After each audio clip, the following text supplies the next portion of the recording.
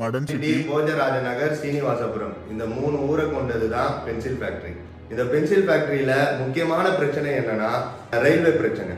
இங்க railway crossing சொல்லிட்டு 2 கேட்டுகளை போறதுக்கும் சரி வரதுக்கும் சொல்லி ஒரே வழியான கேட்டுகளை கொண்டது தான் இந்த ரயில்வே.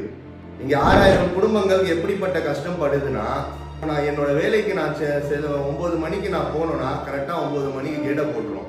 அந்த கேட்டை போட்டு அரை நிக்க வச்சிடும். அரை நிக்க வச்சா என் முதலாளியோ இல்லை நான் வியாபாரம் செய்யறேன்னா என் வியாபாரத்துக்கான பிரச்சனையோ அந்த இடத்துலயே எனக்கு முடிக்கிற மாதிரி எந்த ஒரு சலுகையும் கிடைக்காது.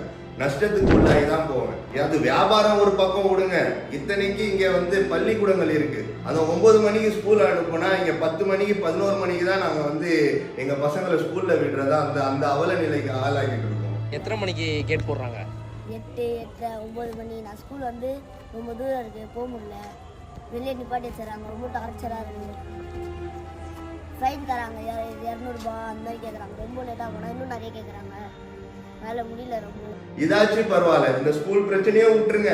உங்களுக்கு வாழ் உரிமையும் தேவையில்லை, படிப்பு உரிமையும் தேவையில்லை.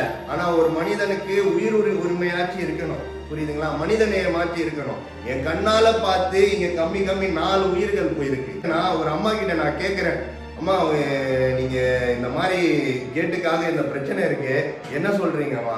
என்னோட புருஷன் இருந்தது இந்த கேட்டுக்காக தான்ப்பா. என்னது? என்னோட புருஷன் இறந்தது இந்த கேட்டு தான். இந்த கேட்டு மட்டும் இல்லாம இருந்ததுன்னா 45 வயசு உள்ள என் புருஷன் இறந்திருக்க மாட்டான். அப்படி கண்ணீர் கொண்டு அந்த அம்மா சொல்றாங்க. அதோட மேலான கொடுமை என்ன தெரியுமா?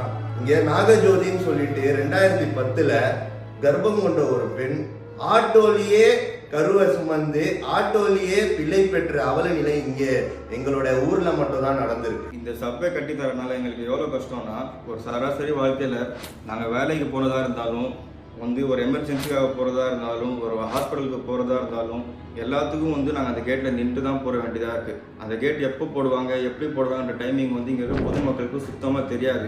ஒரு குடும்பத்துலேயும் அந்த ரயில்வே கேட்னால தனித்தனியாக ஒரு பாதிப்பு நடந்திருக்கு. இப்போ என் குடும்பத்தில் எப்படின்னு சொன்னால், என்னோட சொந்த கசின் கேன்சர் ட்ரீட்மெண்ட்காக வந்திருக்காங்க. இங்கேருந்து ஒரு எமர்ஜென்சி, ஒரு 23 வயசு பையனுக்கு கேன்சர் இருக்குது, அவனை ஹாஸ்பிட்டல் கூப்பிட்டு போயிட்டு தான் அவன் உயிரை காப்பாற்றுற ஒரு நிலையில் இருக்க போது நைட்டு 11:45 கேட்டு போடுறாங்க. கேட்டு போட்டு காரில் தம்பியை வச்சுட்டு நானே எங்கள் ஃபேமிலி மெம்பர்ஸ் போயிட்டு ரிக்வெஸ்ட் பண்ணுறோம் ரயில்வே ஸ்டாஃப் கிட்ட, இந்த மாதிரி கேன்சர் பேஷண்ட் இவர் இருக்காரு, இப்போ அவர் அழைச்சி எமர்ஜென்சியாக கூப்பிட்டு போனோம். ஹாஸ்பிட்டலில் டாக்டர் வெயிட் பண்ணிட்டு இருக்காங்க. சொன்னதுப்போ எந்த மிஷினரிலாம் எங்ககிட்ட இருக்காது, நீங்கள் வெயிட் பண்ணுங்கள், ட்ரெயின் போனதுக்கு அப்புறம் தான் போக முடியும் அப்படின்னு சொன்னதுனால நாங்கள் வெயிட் பண்ணி ட்ரெயின் கிராஸ் பண்ணுறதுக்கு முன்னாடி நான் பையனோட உயிர் போயிடுச்சு. இன்றைக்கி அவன் உயிரோட இருந்திருந்தாங்கன்னா அவனுக்கு 25 வயசாக இருக்கும், அவனுக்கு ஒரு ஃபேமிலி இருந்திருக்கும். எங்கள் குடும்பத்தில் இது ஒரு பாதிப்பு. இதே மாதிரி இங்கே 4500 குடும்பம் இருக்கவும் ஒருத்தன் வீட்லேயும் ஒரு பாதிப்பாக இருக்கும். முந்தா நாள் கூட ஆம்புலன்ஸ் பக்கத்து நின்று தான் போயிடுச்சு. என்ன தாத்தா? புரியல 10 நிமிஷம் ஆம்புலன்ஸ் நின்று தான் போகுது. முந்தா நாள் கூட உங்களுக்கு தெரிஞ்ச அந்த ஆம்புலன்ஸ்ல இங்க நின்று எத்தனை பேர் உயிர் போயிருக்கு? அது யாருக்குன்னா 2 பேர் குழந்தைங்களுக்கு எல்லாம் குழந்தையே போயிருக்கா. இப்போ எதுக்கு இதெல்லாம் இத்தனை பேர் நம்ம இந்த ஊர் மக்கள் சார்பாக பசங்க பேசிட்டு இருக்கோம்னா, 2010ல் இந்த சப்வே சாங்ஷன் ஆகுது எங்க மக்களுக்காக. 2010ல் சப்வே சாங்ஷன் ஆனதுல 1,01,00,000 சதர்ன் ரயில்வேஸ்க்கு கார்பரேஷன் ஒதுக்குது. 2015ல் அந்த காசை ஒதுக்குனதுக்கு பிறகு வேலையை ஆரம்பிக்கிறாங்க. 2016ல் வேலையை ஆரம்பிச்சுட்டு வேலை அப்படியே நிப்பாட்டப்படுது, எந்தவித காரணமும் இல்லாம. 2016ல் நிப்பாட்டப்பட்ட வேலையை 2022ல் திருப்பி எடுக்கிறாங்க. 2010ல் 1 கோடி ஒதுக்குன கவர்மெண்ட் அதை திருப்பி ரீவொர்க் பண்ணி 20 கோடி ஒதுக்கியிருக்காங்க. 2022ல் ஜிஓ பாஸ் பண்ணியிருக்காங்க. அதுக்கு டெண்டர் மட்டுமே 12,78,00,000. அந்த 12,78,00,000 வாங்கிட்டு 2 வருஷத்துக்குள்ளே இந்த சப்வே முடிக்கக்கூடிய கான்ட்ராக்ட் எடுத்திருக்காங்க. ஆனால் அந்த சப்வே ஒன்றும் முடியலை. 2024 ஜூலையில் முடிய வேண்டியது 2024 டிசம்பர்னாங்க. ஜனவரி 25ன்னு சொன்னாங்க. இப்போ கேட்டதுக்கு இப்போ என்கொயரி பண்ணி கம்ப்ளைண்ட் போட்டு ரெப்ரசன்டேஷன்ஸ்லாம் அமிச்சா இன்னும் ஒரு 6 மாதம் ஆகும் இந்த சப்வே முடியறதுக்கு.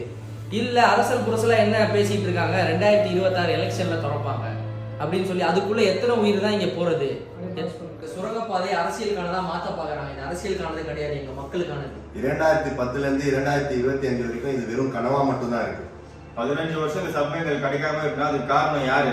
இதுக்கு தீர்வு தான் இப்போ